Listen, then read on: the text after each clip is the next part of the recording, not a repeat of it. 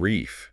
It's like, well, everyone goes through it, but it's so different for each person, right? Yeah, it really is. I mean, this whole idea of stages, like there's this set path you follow. Right. Like it's a checklist. Yeah. And you just go boom, boom, boom, and then you're done. Exactly. And that's just not how it works. Not even close. And it's interesting, getting ready for this deep dive, I was thinking about my own experiences and them, reading about those stages of grief and then your take on it all. It just seems like there's this real need for each person to find their own way through it. It's funny you mentioned the stages. Did you realize that's actually like a trademark term?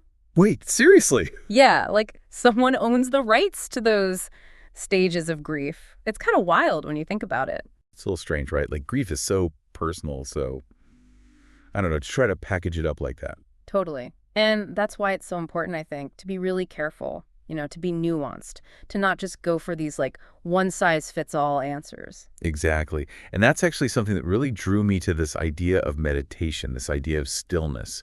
Because when you're grieving, it can feel so chaotic. But with meditation, you're trying to find that quiet space. So how does that work? How does sitting with yourself, focusing on your breath, how does that actually help when you're dealing with loss? That's a great question. It's like imagine yourself in a huge storm, right? It's chaotic, everything's swirling around you, you're getting tossed back and forth. Okay, yeah, I can picture that. Now imagine in the middle of that storm, you climb up, up, up this watchtower. So the storm's still there, but I'm somewhere different now. Exactly. You're seeing it from this new perspective. And meditation, particularly this idea of samatha, which is about finding that calmness, that focus, it's like building that watchtower. You're not making the storm disappear, but you're able to observe it. You can see it for what it is without being totally lost in it. So instead of just being caught in all that grief, Yeah. you're able to gain some perspective. Exactly. Yeah. And from that perspective, you can start to deal with the different challenges grief throws at you. Like that initial shock, for example. When something happens and you're in disbelief, you think this can't be happening. It can be paralyzing. Yeah, it's like the ground completely disappears beneath you.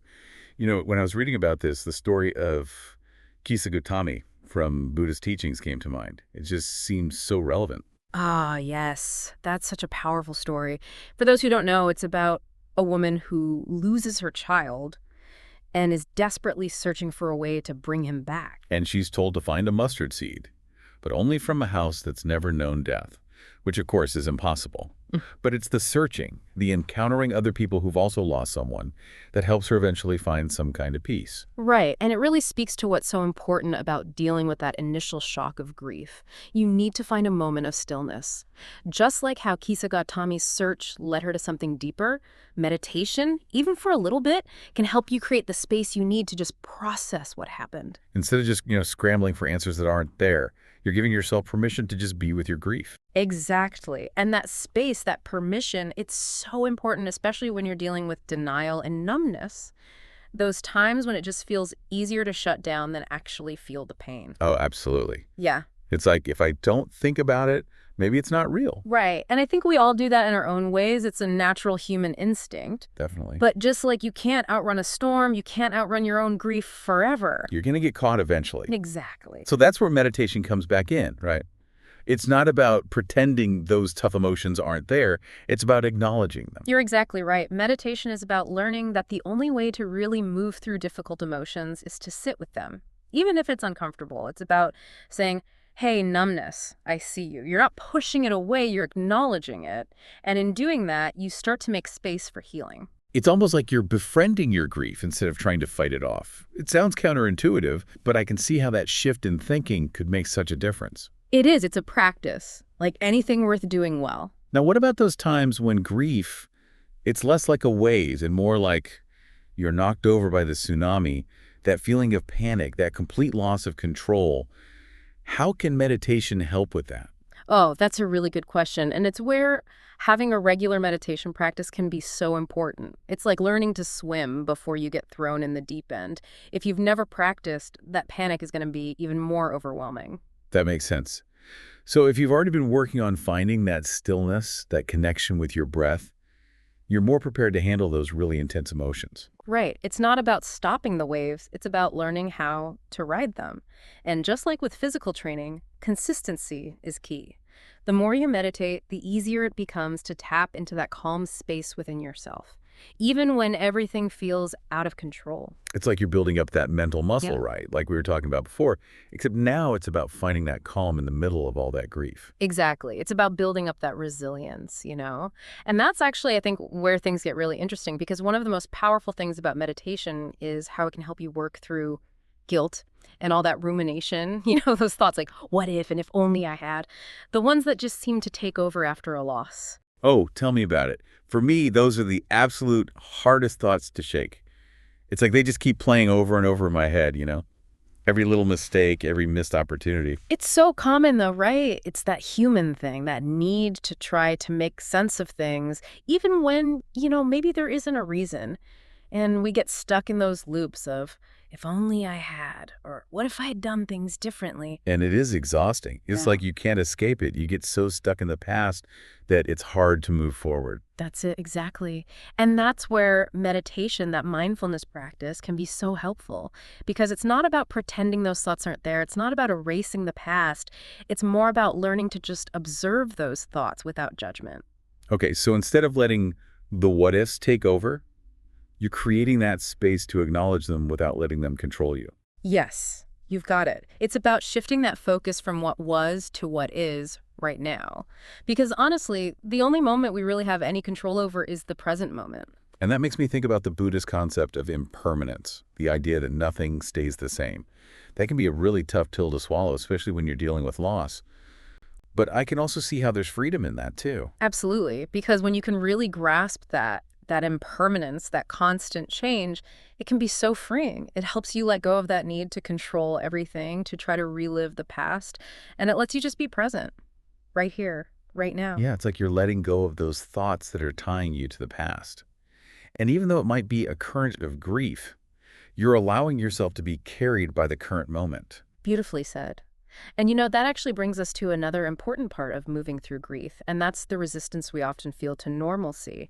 It's that feeling of guilt or maybe even fear that comes up when you start to experience joy or peace again after a loss. Yeah, I think we've all felt that. Like, Yeah. if we let ourselves be happy, if we're not completely heartbroken all the time, then we're somehow betraying the person we lost or the experience we had with them. It makes sense, though, right? It's that very human desire to hold on to the grief, to honor the loss by not letting go. But I think true healing, it's not about forgetting. It's about finding a way to integrate that loss into your life in a way that lets you move forward.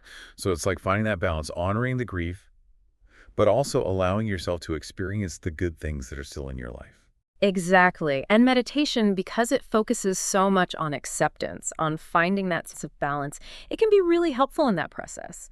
Because it lets you accept your grief, accept the joy, and accept yourself exactly as you are in each moment without judgment or resistance. Like you're giving yourself permission to just feel, to experience the full range of human emotions without getting stuck on any single one. Yes. And that's where the real healing starts to happen. It's not about pretending the pain isn't there. It's about learning to be with it, to hold it all with compassion and understanding. It's like all these pieces we've been talking about navigating grief through meditation. It really seems to come down to awareness, doesn't it? Like becoming more aware of what you're thinking, what you're feeling, where you're resisting. It's like you're shining a light on those parts of yourself that you usually try to avoid, especially when it hurts. That's a really insightful way to put it. And it makes me think about the power of mindfulness. Because when you really think about it, that awareness, just being aware, it's a way of being kind to yourself. You mean like having compassion for yourself? Exactly. Because when we're hurting, when we're stuck in those cycles of grief, what we need most is kindness, right? And who better to give you that kindness than you? Meditation, it helps you tap into that well of compassion inside yourself. It gives you permission to just be with your pain without judging it.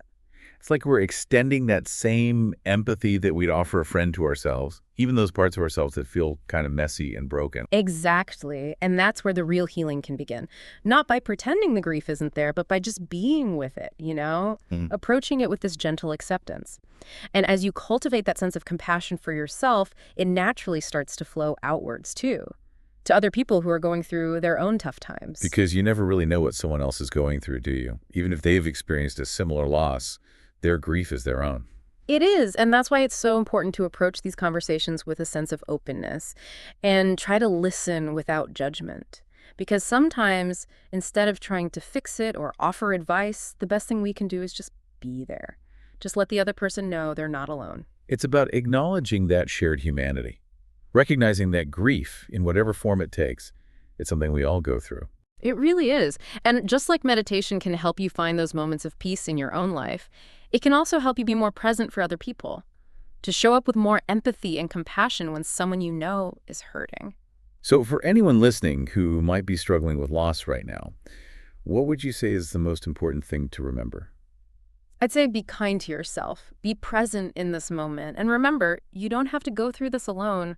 Reach out, talk to someone, and if it feels right, explore meditation. You might be amazed by the strength and peace you find within. Beautifully said. It's a good reminder that even when things feel dark, there's always hope. There's always a path towards healing, and sometimes all it takes is a moment of quiet to find it.